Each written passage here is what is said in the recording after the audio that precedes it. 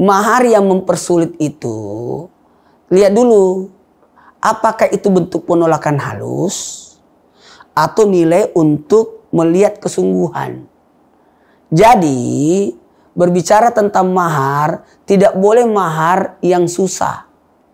Jangan buat susah, buat mudah. Jadi wanita yang terbaik yang mudah maharnya. Menghitbah itu bahasanya lamaran.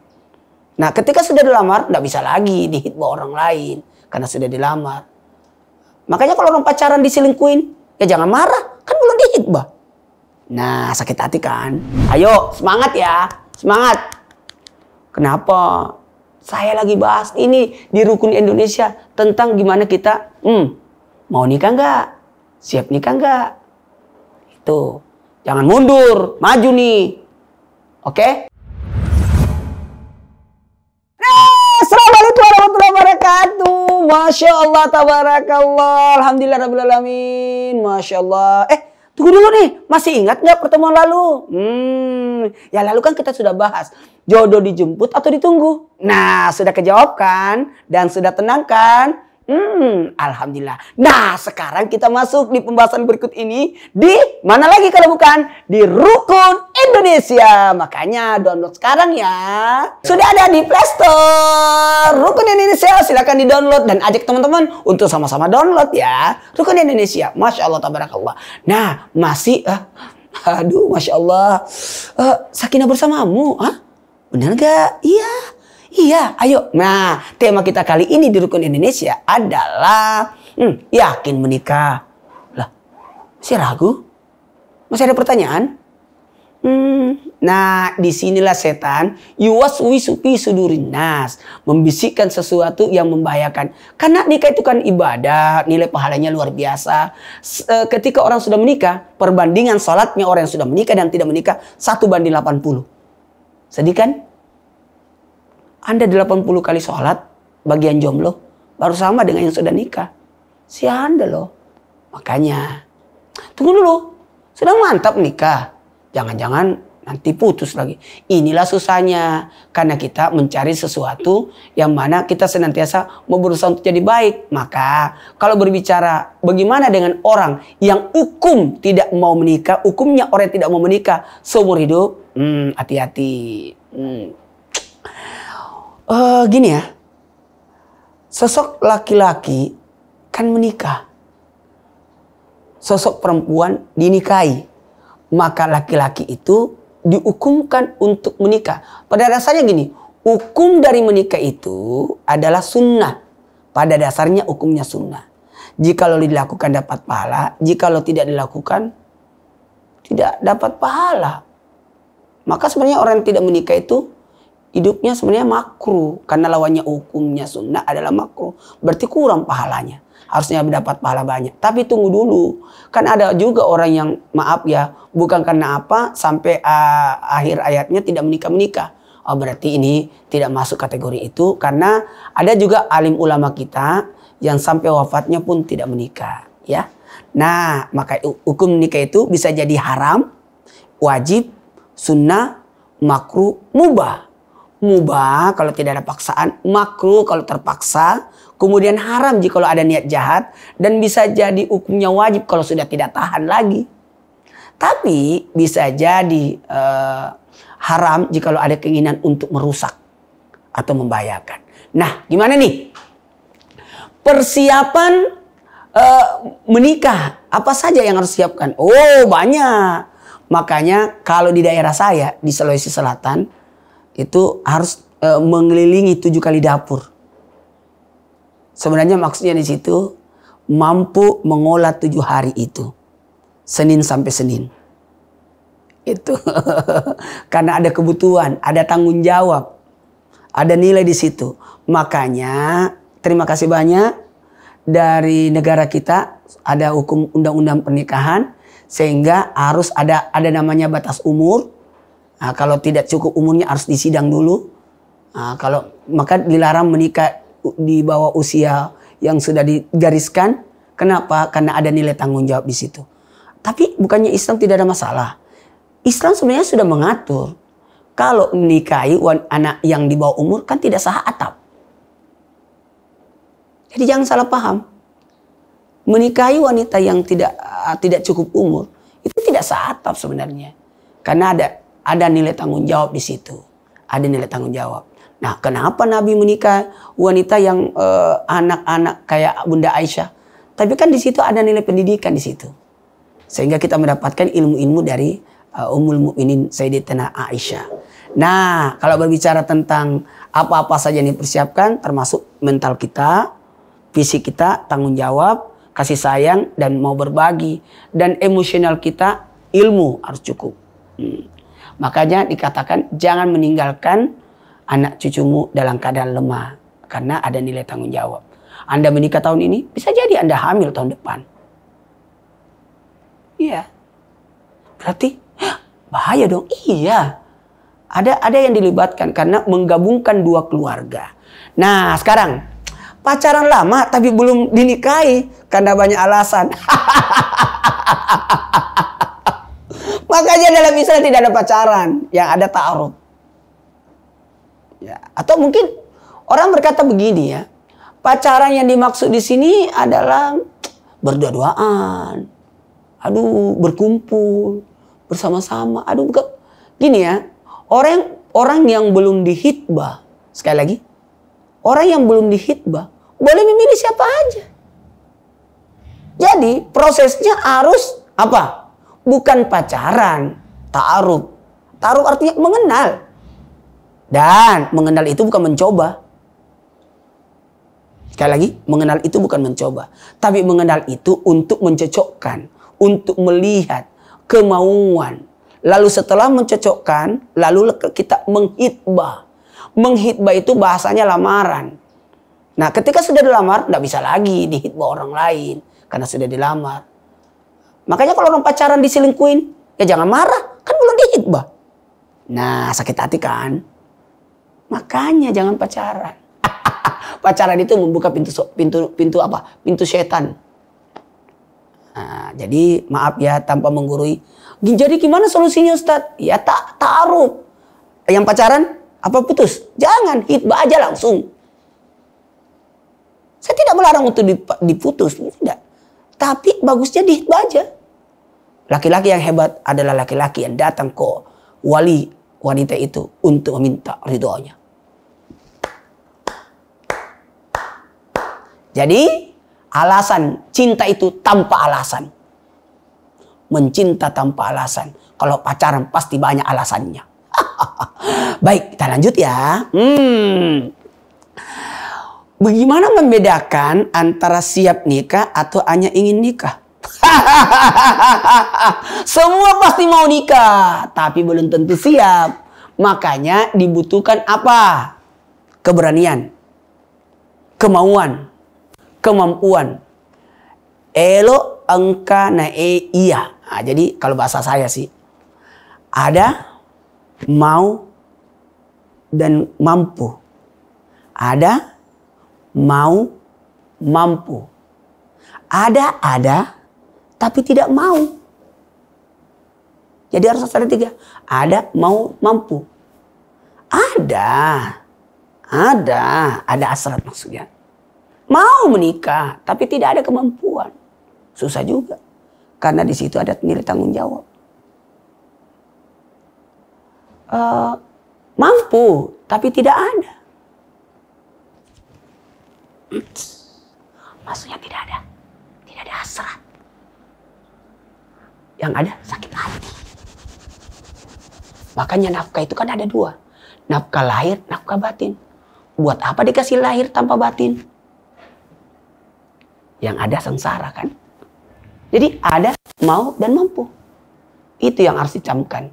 Jadi untuk membedakannya, lihat dari tiga sisi ini. Ada kemauan nggak? Ada kemampuan nggak? Ada keinginan nggak? Itu yang harus dicamkan. Nah, buat semuanya nih, ayo semangat ya, semangat. Kenapa? Saya lagi bahas ini di Rukun Indonesia tentang gimana kita mau nikah nggak? Siap nikah nggak? Itu. Jangan mundur, maju nih. Oke? Siap. Baik, sekarang coba. Cobaan sebelum nikah ataupun godaan atau tanda-tanda bukan jodoh. Gini. Nikah itu adalah ibadah, maka setan berusaha untuk menggagalkan pernikahan. Datang setan menghadap kepada iblis. Saya sudah membuat dia mabuk. Saya sudah membuat dia berjudi. Saya sudah membuat dia berzina. Kamu apa? Saya sudah bisa membuat dia cerai. Kamu sini. Duduk di sini. Kau yang paling hebat.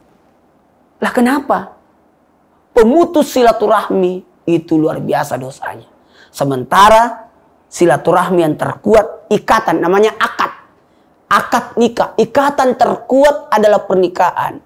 Karena pernikahan itu menghasilkan banyak kebaikan. Kebayang nggak? Kebayang nggak? Akad nikah aja sudah doa diijabah. Kebayang nggak sesuatu yang haram jadi halal? Berpegangan tangan yang bukan muhrim, dosa. Tapi berpegangan tangan suami istri, berjatuhan dosa. Kebalik kan? Yang satu dapat dosa, yang satu berjatuhan dosa. Ngecup pipi istri, pahalanya luar biasa. Wah, menafkahi istri, oh luar biasa pahalanya. Tapi mencuri, menghilangkan kewibawaan, makanya dosa itu ada yang menghilangkan kewibawaan, iya, kemuliaan. Hati-hati. Inna salata tanha anil fahsai wal munkar. Pernah dengar itu? Salat itu mencegah dari perbuatan keji dan mungkar. Keji itu kehinahan. Jadi ketika orang berzina, membuat dia berbuat keji, menghinakan dirinya. Inilah pembelajaran buat kita untuk bisa menjaga muru'ah, menjaga kesucian, menjaga kewibawaan. Makanya cobaan pranikah, godaan pranikah. Makanya di Indonesia ada namanya istilah pingitan. Habis lamaran dipingit. Kenapa dipingit? Jangan sampai tergoda. Iya. Baik. Nah, Masya Allah tabarakallah. Nah, kita belajar lagi nih. Menikah menjadikan kaya, apa benar? Ya iyalah. Orang yang sudah menikah, maka rezekinya makin bertambah. Orang yang sudah menikah, maka rezekinya akan ditambahkan oleh Allah. Makanya menikah supaya engkau kaya. Ada orang menikah miskin. Lah, menikah lagi. Jadi dua dong istrinya. Kayanya di situ. Tapi kekayaan kan di sini, di hati. Jadi makna kekayaan itu banyak. Apakah dari segi jumlah atau dari segi hakikat. Ya, makanya gini. Ketika orang sudah menikah, otomatis akan mendapatkan kekayaan. Parauhu warehanu wajannatun naim. Rezeki, tentram, dan kenikmatan. Dari kekayaan itu bisa jadi kelihatan dari kenikmatannya, kebahagiaannya, ketentramannya, kedamaiannya. Jadi itu. Maka ketika orang berkata, menikahlah agar engkau kaya, jawabannya benar. Itu benar. Maka ditanya, punya rumah? Kata Nabi. Punya. Punya harta? Punya. Punya mobil? Punya kendaraan? Punya. Punya istri? Enggak. Miskin.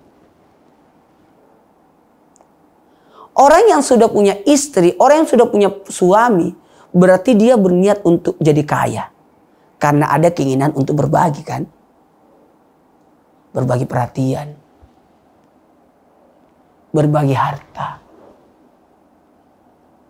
Dan ingat ya, kalau orang sudah menikah, laki-laki itu akan timbul tanggung jawab. Makanya laki-laki itu segitiganya gini. Segitiga terbalik, lebarnya atas, lancipnya bawah. Kalau perempuan segitiga segini, lebarnya bawah, atasnya lancip. Karena ada kasih sayang di sini. Ada rahim.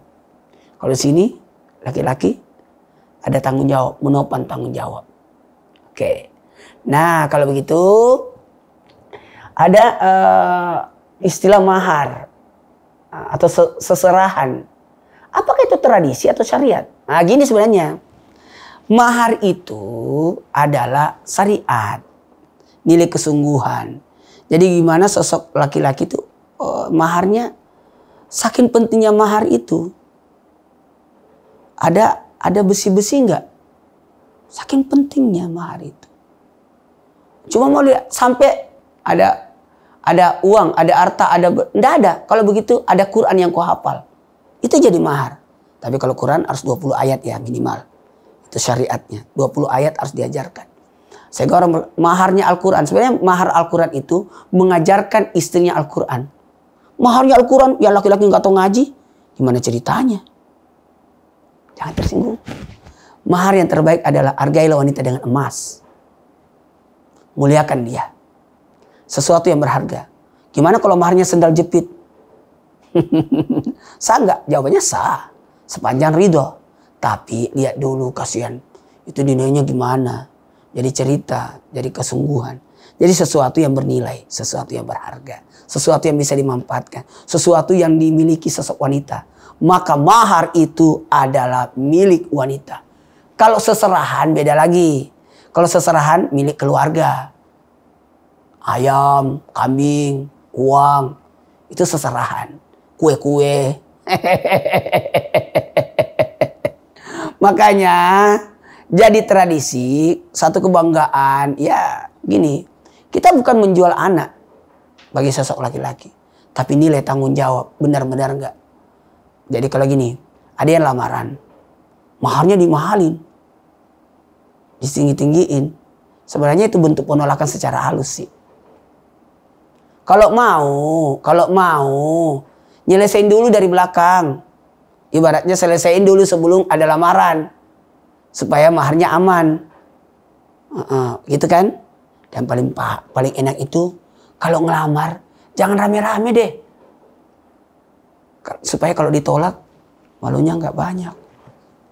Jadi ada baiknya. Lamarannya ya sembunyi-sembunyi aja. Nikahnya nanti yang diramaikan. Oke? Karena lamaran kan belum tentu bisa diterima kan. Kecuali kalau sudah ada janji. Tinggal syariat aja. Ya itu. Nah gimana nih? Kalau minta mahar yang tidak bisa dipenuhi suami. Gini. Mahar yang mempersulit itu. Lihat dulu. Apakah itu bentuk penolakan halus.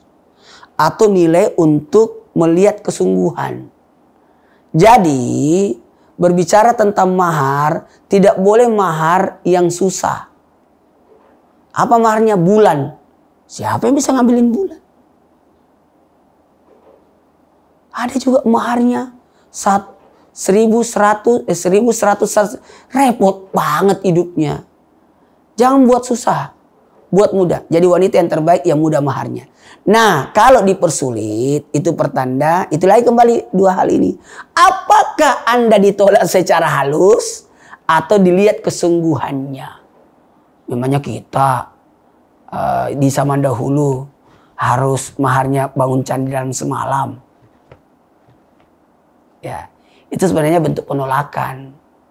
Nah, cuma dalam hal ini gimana kita bisa belajar bahwa sebenarnya permudah pernikahan, persulit perceraian. Sekali lagi, permudah pernikahan, persulit perceraian. Kalau perlu diramaikan. Kenapa diramaikan? Supaya banyak keluarganya yang bantu. Kalau zaman sekarang banyak endorsan. Banyak gratisan. Itu. Tapi jangan menikah untuk cari keuntungan ya. Kau akan rugi nanti. Iya. Jadi mohon maaf. Tanpa menggurui. Hanya mengingatkan. Jadikan mahar itu adalah bentuk kemudahan. Bentuk kebaikan. Bentuk kemuliaan. Bentuk kesungguhan. Nah sekarang. Gimana kalau mahar itu tidak sanggup? Maka silakan. Kembalikan pada pasangan. Apakah mau dia turun. Atau mencocokkan. Iya. Itu ya. Maaf ya. Aduh Ustadz gimana nih. Apakah benar. Uang wajib dipegang istri. Baik bulanan sampai keseluruhan. Apakah benar. Uang itu wajib dipegang. Gini. Dalam Islam. Ada namanya nafkah. Nafkah itu ada 3 syarat. Atau kita bahasanya kata uang belanja dan sebagainya harian gitu. Yang pertama, syaratnya sesuai kemampuan. Yang kedua, sesuai kebutuhan. Dan yang ketiga, sesuai kesepakatan. Jadi, aku bisa kasih kamu nafkah sebulan 5 juta.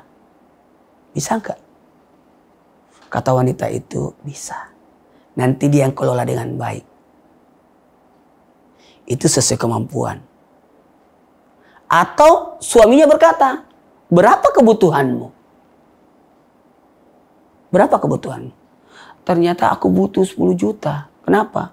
Karena aku harus bayar asisten rumah tangga. Karena aku ada sibuk dan semua. Aku juga ada kebutuhan bayar kuliah. Jadi kalau Anda menikahi wanita yang berkuliah, Anda yang bayari kuliahnya. Kalau Anda menikahi wanita yang mengurus ibunya yang lagi sakit, berarti Anda harus membiayai juga ibunya. Karena nafkah itu adalah kebutuhan wanita. Makanya lihat-lihat dulu calon istrinya. Jangan sampai cicilannya banyak. Berarti kita yang bayarin itu. Atau utangnya bertumpuk. Lah gimana dong? Makanya ta'aruf itu penting. Jangan membeli kucing dalam karung. Gampang sih. Kalau mau lihat anaknya, lihat dulu mamanya. Kan tidak jauh dari pohonnya. Iya, ternyata pohonnya itu adanya di pinggir sungai. Jauh jatuhnya buahnya. Karena mengalir di sungai. Kan tidak semuanya. Iya. Nah. Jadi gimana nih? Siapa yang pegang keuangan? Yang ketiga ini. Sesuai kesepakatan. Kalau tanya saya. Mending kasih istri semua. Karena wanita itu memiliki jiwa yang luar biasa. Gampang masuk uang, susah keluarnya. Karena wanita itu pikirannya panjang dan lebar dan menata masa depan. Kalau laki-laki mah besok juga ada itu. Tapi kalau perempuan nanti tidak ada, nanti tidak ada. Maka laki-laki gas, perempuan rem. Kalau Anda pintar mengelola gas, aman, rem nggak pernah dipakai. Karena gasnya nggak terlalu kencang. Tapi biasanya remnya belum gara-gara terlalu kencang gasnya. Itu hati-hati. Jadi tinggal menyeimbangkan. Ya. Wow, gimana nih? Kalau kita sendiri belum yakin sama pasangan kita menikah apa jangan nih? Ayo, yakin nggak sama pasangan? Nikah tidak, nikah tidak, nikah tidak, nikah tidak. Maka istikharah. Itulah gunanya salah sunnah istikharah. Untuk memantapkan hati pada pilihan. Sebenarnya sih kalau salah sunnah istikharah bukan karena mau nikah aja. Tiap hari salah sunnah istikharah aja. Karena tiap hari kan ada pilihan. Mau ke kantor atau mau rumah. Mau makan atau tidak nih. Pecel lele atau nasi goreng. Banyak pilihan kan. Jadi pemantapan hati. Apalagi masalah jodoh. Iya, pilihan. Ya. Jadi bagusnya ini sama-sama lah. Laki-laki perempuan mantapkan pilihan. Karena bentuk keraguan-raguan itu kadangkala karena adanya satu. Karena adanya pengalaman. Jadi saya sih tidak pernah berburuk sangka dengan orang yang melajang.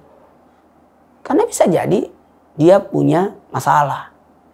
Dia punya trauma. Dia pernah ditolak. Atau dia pernah melihat pembelajaran dari orang lain. Ayo, tapi kenapa sih kita tidak belajar dari orang-orang yang sukses supaya kita bahagia? Nah, kalau begitu, ayo mantap nikah ya. Jangan ragu-ragu lagi. Siapkan pernikahan kita supaya kita jauh lebih baik. Alhamdulillah. Nah, jangan lupa tetap stay di Rukun Indonesia. Luar biasa loh. Jangan lupa ya, subscribe dan informasikan, like, share, sampaikan semuanya bahwa alhamdulillah ada Rukun Indonesia. Download ya. Nah, jangan lupa pertemuan selanjutnya kita akan bahas tentang gimana kalau sudah dalam rumah tangga. Apa yang harus disiapkan? Bagaimana menjalani rumah tangga? Gimana kalau ada konflik? Banyak masalah. Tetap di Rukun Indonesia. Alhamdulillah.